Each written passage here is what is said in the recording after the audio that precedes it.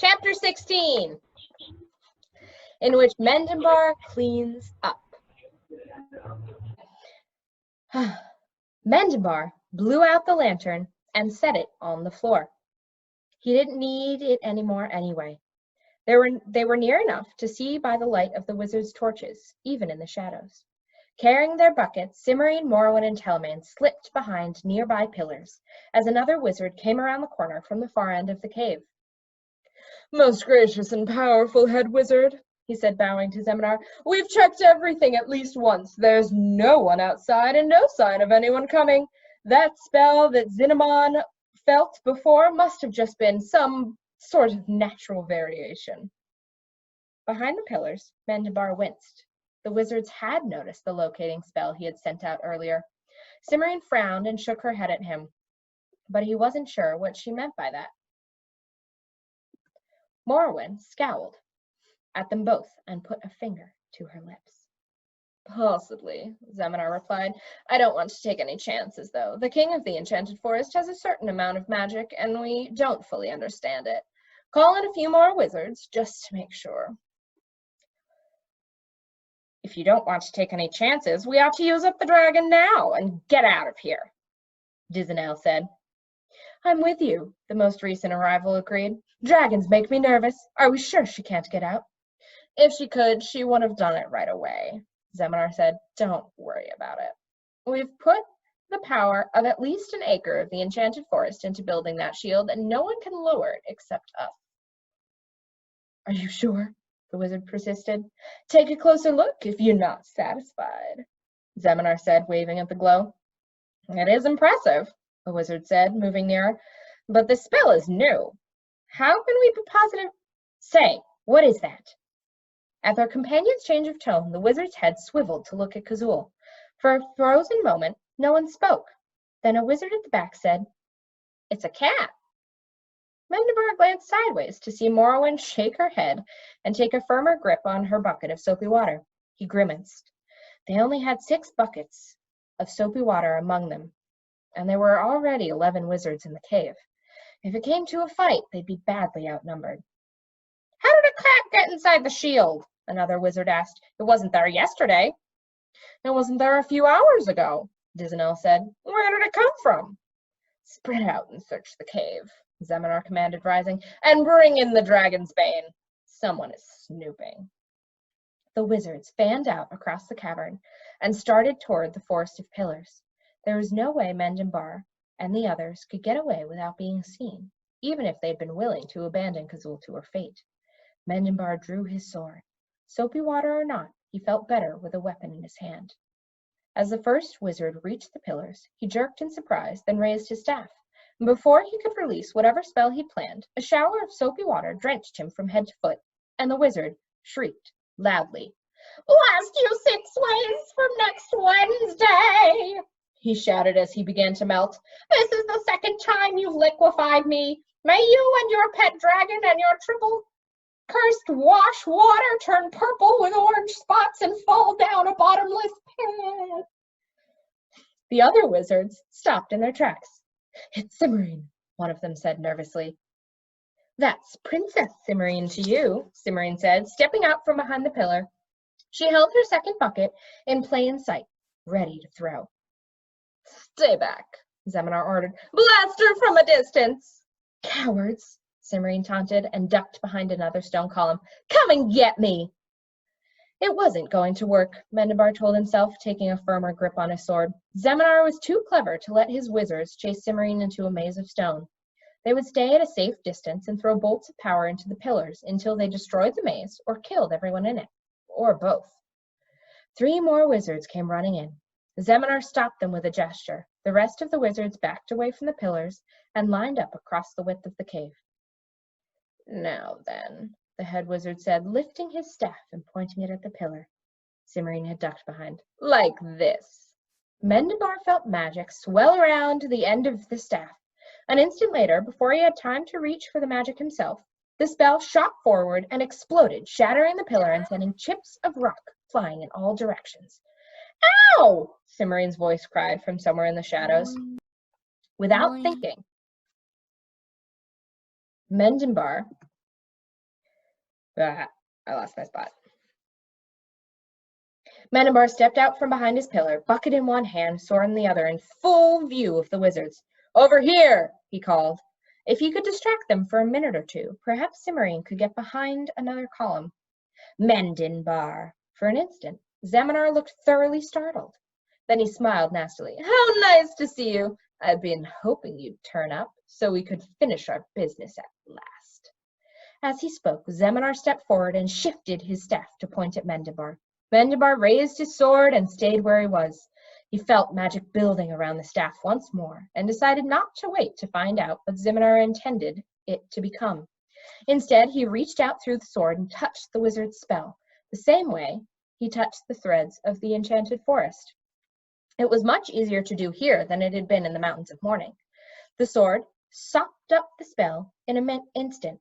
Mendenbar could sense the channels of power Zeminar had been using to feed his spell, and he touched those too and pulled. The sword, obligingly, drank them up.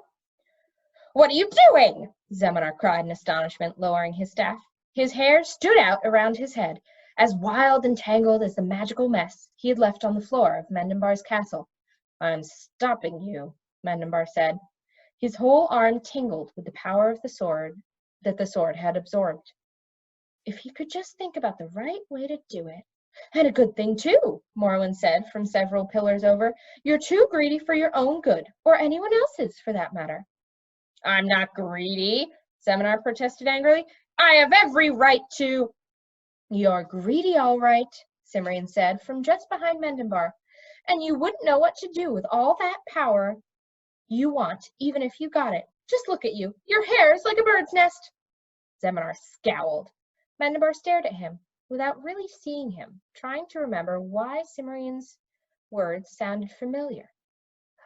"The gargoyle," he said suddenly. "Why didn't I think of it before?" "What gargoyle?" one of the wizards asked.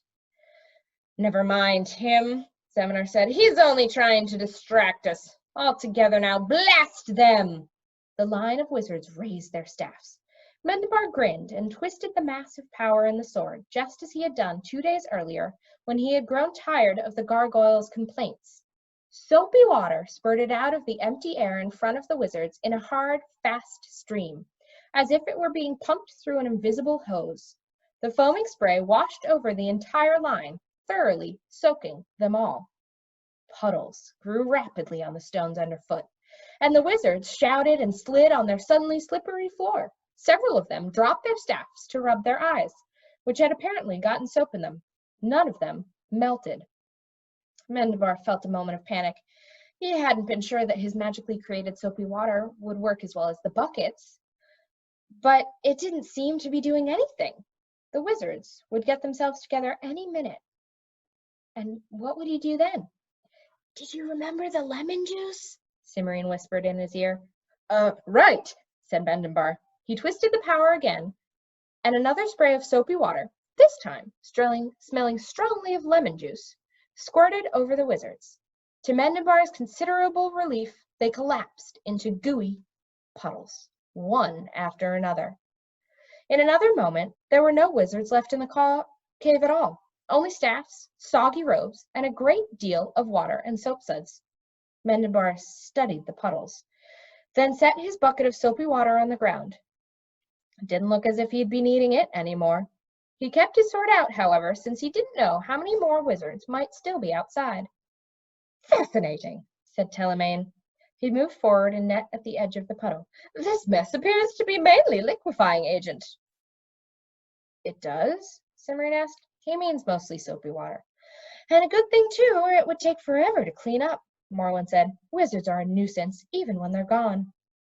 "Pity it isn't permanent," Cimmerian said. "I'd like to get rid of Zeminar once and for all." "Removing their staffs will delay their reappearance," Telemaine said. "I suggest we do that before we leave."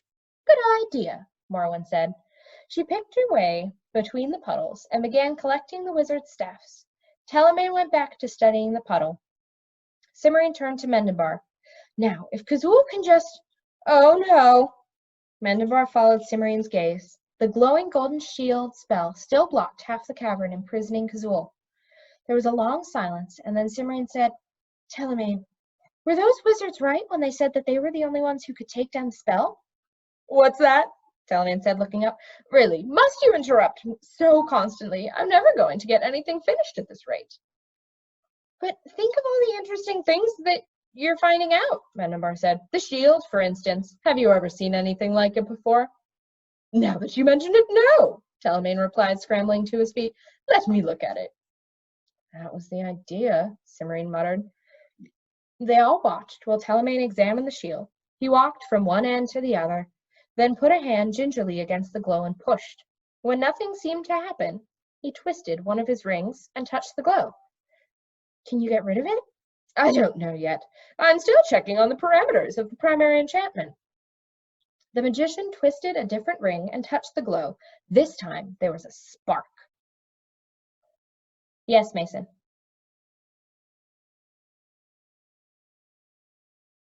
Nox, your hand's up. What's up? Sorry. Why don't they just get rid of the staves? Like, why don't they just destroy them? Because I don't think they know how to yet. Why don't they just, like, can't they burn them? No, because there are a bunch of spells on the staffs themselves. So you can't burn them, you can't break them in half. Dragon fire doesn't work. So they have no way to destroy them yet. So they're probably just going to pick them up and bring them away. What about a bucket of soapy water and lemon? Maybe, but since they just threw it all over the wizards who were holding the staffs and the staffs were left, it probably wouldn't work. I don't know. It'd be interesting to see if they figure anything out.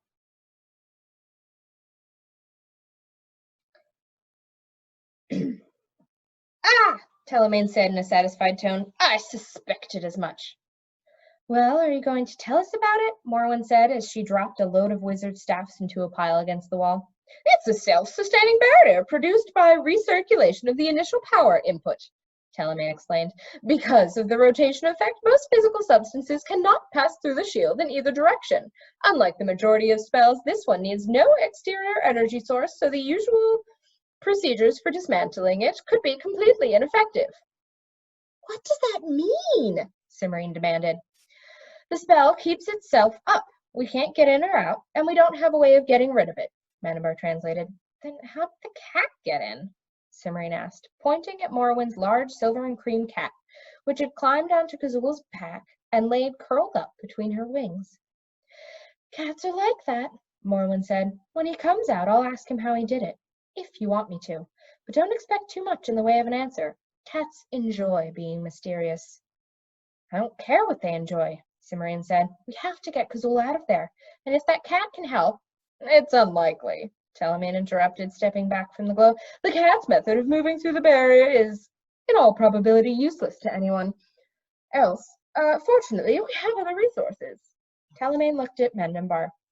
Well, I have not had a chance to make a thorough and complete examination of that extremely intriguing weapon you carry. I have observed enough to determine that its function is fundamentally antithetical to wizards and their magic. A straightforward penetration appears to be quite possible and would disrupt the recirculation effect, resulting in the collapse of the self-sustaining mechanism. What? Said Cimmerian. Really, Telemaine, must you? Said Morwen. Right, said Mendenbar. He took 3 steps forward and stuck his sword into the glowing spell. A jolt of power ran up his arm, and the globe of light flashed brighter than the sun. Mendenbar's eyes were dazzled by the flare, so he couldn't see anything except purple spots. But he heard a loud roar, the angry hiss of a cat, and the sound of scales on stone, so he was sure the barrier was gone. Kazul! Cimmerian called from behind him. It's all right. It's not wizards, it's us.